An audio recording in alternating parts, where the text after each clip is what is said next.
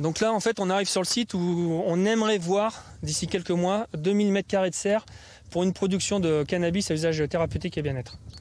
2000 m² de champs, de cannabis.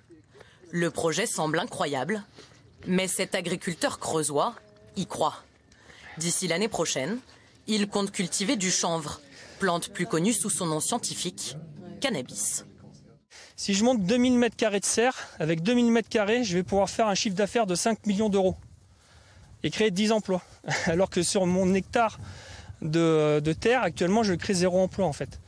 Donc voilà, là il y a un intérêt quoi. Et d'autant plus qu'on a tout sur place pour faire pousser. Tout, sauf le soleil et le soutien de l'État. Pourtant, pas question ici de cannabis à usage récréatif. La production sera uniquement à visée thérapeutique et bien-être. Donc là, tu vois, c'est le container qu'on a fait rentrer là, et qu'on va aménager là, dans la semaine prochaine, là, pour pouvoir commencer à attaquer à faire de la sélection sur les plants pour une future production l'année prochaine. Ce projet unique en son genre en France, cet élu local l'a soutenu dès le départ. Je suis infirmier anesthésiste, ça c'est mon métier, je suis élu, ça c'est mon engagement.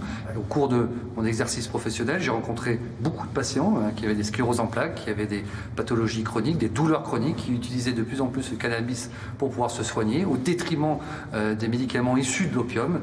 Et c'était beaucoup plus efficace et pour eux, en tous les cas, ça leur permettait de continuer à avoir une vie normale.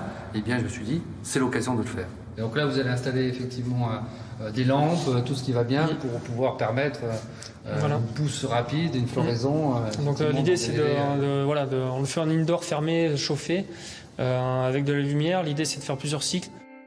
L'enjeu pour cet agriculteur, le bon dosage entre les différentes molécules. Le CBD d'abord, autorisé par l'État, mais aussi le THC, célèbre pour ses effets psychotropes. En France, il est limité à 0,2%, beaucoup moins que les taux acceptés par nos voisins suisses ou qu'au Canada. Des restrictions déplorées par ce producteur de chanvre, lui aussi installé dans la Creuse. Je cultive le chanvre sur mes parcelles qui sont autour de ma ferme. Sauf qu'à cette saison, il est déjà récolté, donc il n'est pas visible. Et on voit un petit pied qui reste. Mais bon, là, c'est pas du tout représentatif parce que les pieds de chanvre, ils montent à 2 mètres, 2,50 m de haut. 27 hectares de chanvre qu'il transforme ensuite en isolant thermique et en huile alimentaire. Mais Marien ne peut pas utiliser la totalité de la plante. J'ai le droit d'utiliser la fibre, donc tout ce qui est la tige du chanvre. On a le droit d'utiliser la graine et de la commercialiser. Par contre, ce qui n'est pas autorisé en France, c'est de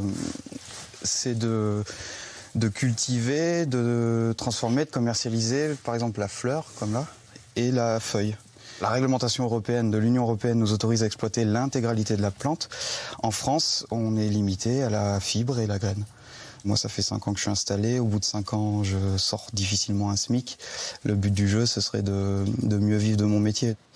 Mieux vivre, alors que la Creuse est l'un des départements les plus pauvres de France. Pour le député Jean-Baptiste Moreau, lui-même agriculteur, légaliser le cannabis, c'est redynamiser le territoire. Aujourd'hui, on a très peu d'entreprises, très peu d'industries. Globalement, sur ce département, l'agriculture est une des principales activités économiques. Et le fait de créer cette activité-là, ça peut créer des emplois nets. Et on a des investisseurs américains ou italiens qui sont prêts à créer des usines de transformation justement du cannabis, avec à la clé 200, 300, 400 emplois possibles, ce qui, sur un territoire comme le nôtre, est tout simplement énorme. Avec cette proposition audacieuse, la Creuse espère attirer de nouveaux habitants. Mais rien n'est sûr.